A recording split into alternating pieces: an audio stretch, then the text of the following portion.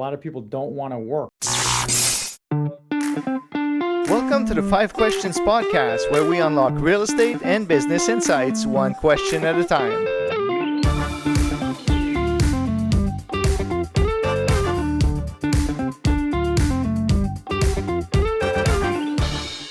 Welcome to the 5 Questions Podcast. I am your host, Mario Lamar. Our guest on today's show is the founder and CEO of Reva Global, the leading virtual assistant staffing company for real estate professionals.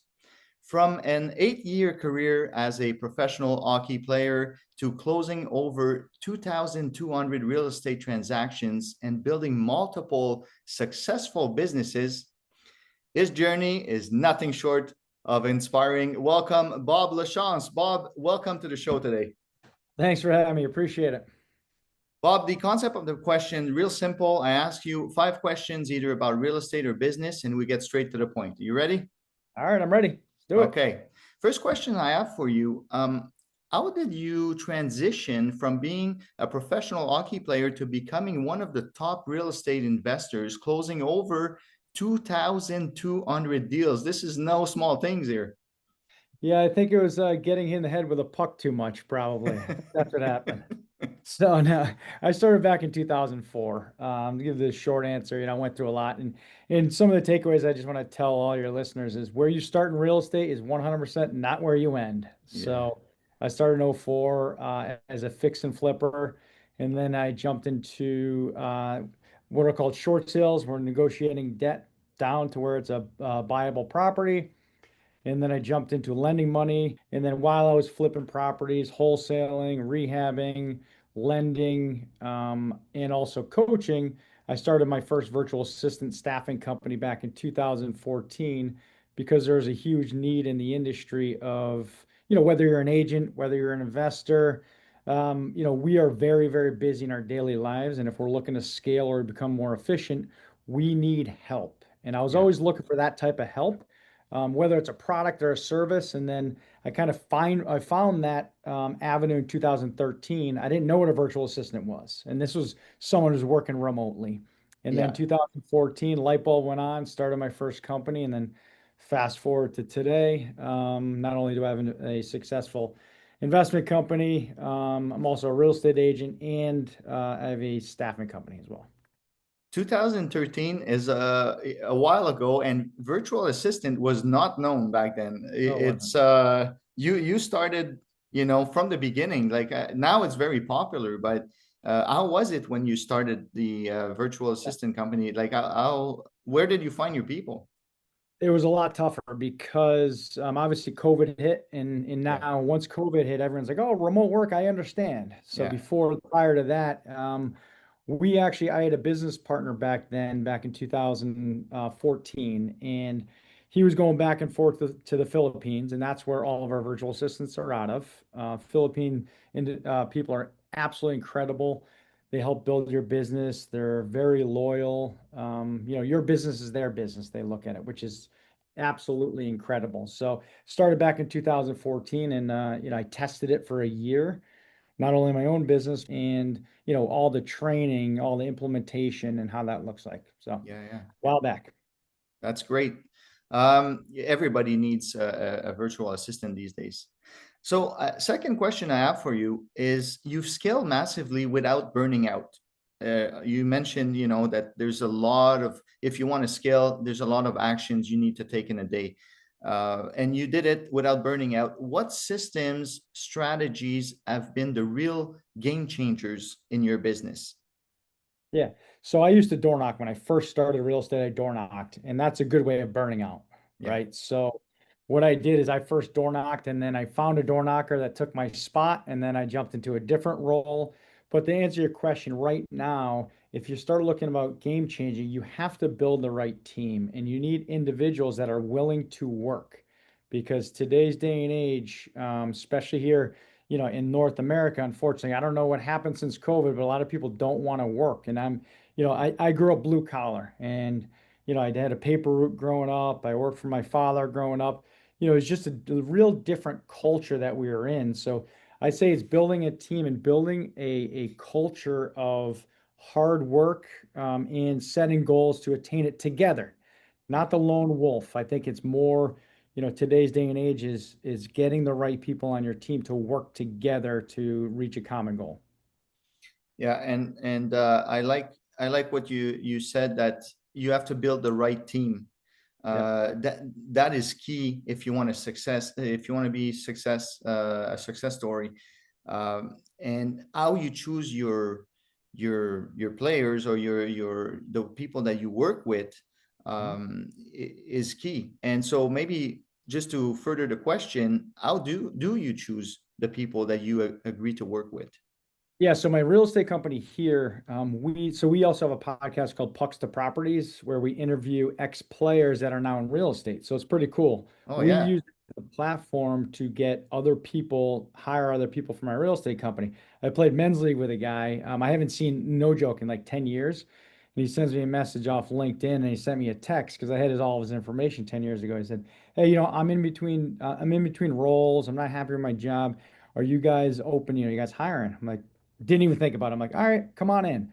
So Yeah. we interviewed him. We're like, this guy's perfect for a role that we have open. So we look for ex-athletes because they're used to getting no's in this world and also getting back up and dusting off and keep going. Yeah, that's yeah, resilience, I guess, would be Resilience. a good word to use. Um, Knowing how to get up after a fall, or like you said, knows, you're going to get a lot in real estate, and Yeah. so that is key to pushing further. And you want to be surrounded with people like that. Which is okay to your point. It's okay. We are always going to get no's, and our Yeah, kids are going to get no's. Like you always get no's during the path, but it's how you actually, you hear the word failing forward, right? It's how you get up and keep moving forward. yeah. Third question I have for you, Bob. Why do you believe that every real estate professional should be using virtual assistants right now? And how can they maximize their ROI or their investment into a virtual assistant? Yeah. I think outsourcing is extremely important. No matter where you are, the cost of living keeps going up, right? So a lot of times local talent gets too expensive. So for instance, if you're looking for someone with a 4-year college degree, they may want, 50, 60, 70, $80,000 as a starting salary. Yeah, Well, if you outsource some of those same tasks that you would do, you could get it for 10, $11 an hour rather than, 20, 30, $40 an hour. So I think that's just from an economic standpoint, it's very important for all of us because a lot of us are small businesses, right? A lot of it, as you grow, when you first start, you're definitely small business, but when you end, you may be a bigger business. yeah, But when you're kind of the middle of the road, you always have to look at what kind of resources that you have for your own business, which means money and time. And then you can look at someone to outsource it. So in the Philippines, we hire everyone who has a 4-year college degree. So I know if you get a 4-year college degree here in North America, you're going to be paying a pretty penny. yeah. That's for sure. So you have standards, and who you decide to work with for your staffing company, virtual assistants. And so we should have standards too in who we choose to pick. For example, there's many virtual assistant companies nowadays. Not everyone hires uh, qualified people. Right, You know, right. And in some a lot of companies out there, they'll just go find someone. They don't manage them, they just find someone for you. So that's how I think you have to look at for us, we manage them too as well. So we're your partner along the way, side by side. We find the virtual assistant, we train them, and then we work with you along the way with, client service managers, etc. so the standards of the North American culture, and then you make sure that the product you offer to investors, to real estate people, has a certain standard Right. of the virtual assistant. So that's a big plus compared to probably your competition. Yeah, for sure. Fourth question I have for you, Bob.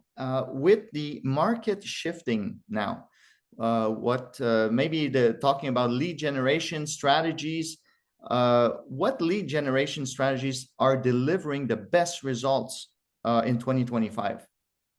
Yeah, you look at direct mail. Direct mail is always an incredible. It's a little more expensive, but the return on investment is really high.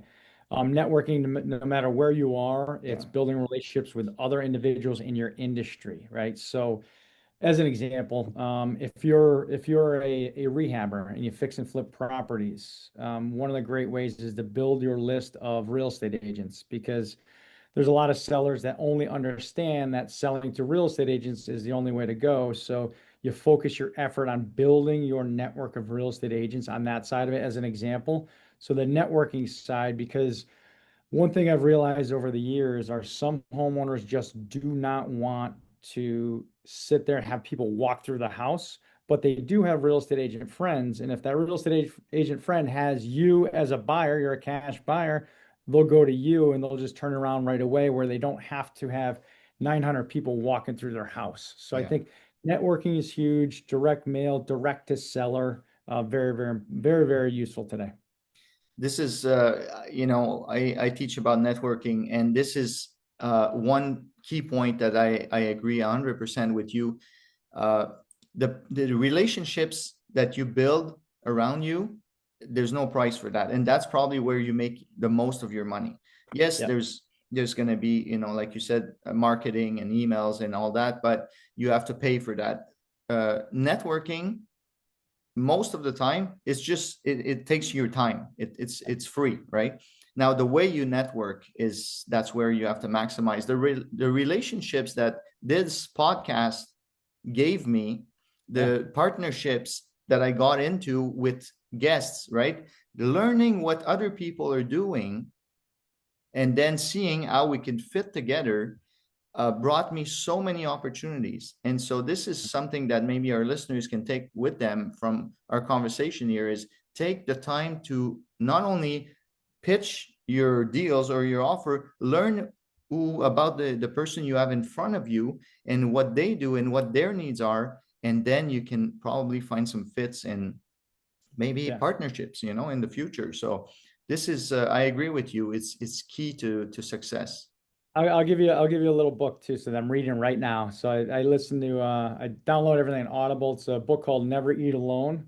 Yeah. It's Keith Ferrazzi. It's about networking. So check it out. I mean, you're big in networking, so that may be one that you may like. It's called Never Eat Alone. Never Pretty eat cool. alone. I'm going to Yep. write it down right now. Never eat alone. A book about networking. Yep. Keith And Ferrazzi is the last name. Ferrazzi. okay, Yep. okay, that I noted that. So I'm going to go ahead and find that book. Well, Bob, it's our fifth and last question for today, but nonetheless, I want to ask you this. You've seen thousands of transactions, over 2,200 transactions in real estate. What are the biggest mistakes new investors make, and how can or maybe our audience listening here avoid those mistakes? Well, a couple. I mean, one of them is you've been around for a long time too as well. It's the shiny object syndrome. Yeah, Right? They say, I want to get into single family properties. I want to buy and hold. I want to fix and flip. But oh well, I just heard a podcast on multifamily investing, and they'll try to jump into multifamily investing, rather than getting to understand, the industry that you are interested in. It's bouncing around. So the takeaway is stay extremely, extremely focused on what you do. So when I started, I was a fix and flip guy, and then I changed into short sales. But then I stayed in short sales for years upon years upon years, yeah. and then I got into something else. But you do have a base. You need a base of something because if you jump around, you're never going to make money. No, and also building a name for yourself, right? And I think. Yep. each strategies in real estate, whether it's fix or flip, or like you said, multifamily or wholesaling, uh, you build a name for yourself. So if you jump Mhm. around from one strategy to the other, yeah, you might still get some business, but you'll never be known as the professional in fix and flip or the professional in wholesaling. And that's where people go to you because they know you're the guy. Yep. Yeah, it's branding. It's staying true to your brand. Yeah, But you could always add. That's the thing. You nailed it. As soon as you have that one brand, you could always add on yeah. to, it's like a tool in your tool belt, right? If you're great at fix and flip, but then you want to get into wholesaling or you want your real estate brokerage or real estate agent license, become a broker, it still goes off of that core. So you're exactly right. Bob, before we leave each other, I want to go back to your staffing company. As we mentioned, every real estate investor needs a virtual assistant these days. Can you tell us maybe the name of your agency, maybe where they can find it, and how does the process work so people can take advantage of this? Absolutely. It's Riva Global, REVA Global.com. We're on Instagram, we're on, all those, we're on LinkedIn, Facebook, etc. So you can find us there. If you're interested in learning more about us, you can set up a strategy session too. We have so much information on our website, which is rivaglobal.com. But like I said, if you want to set up a strategy session with one of our team members, just there's a form right up front that says click on strategy session, and we'll go through, whatever you're looking for, if you have any questions, etc. So, yeah, just check us out there. Perfect. Bob, thank you so much for spending the time with us today, taking the time to share your knowledge. I hope that our listeners will take a piece of your advice on their journey, and hopefully we'll talk soon again. All right, thanks for having me. Appreciate it. Thanks for tuning in to the 5 Questions podcast. If you enjoyed today's episode, don't forget to subscribe, like, and hit the notification bell on our YouTube channel so you never miss an episode. Stay tuned for more insights and tips to transform your real estate and business game. See you next time.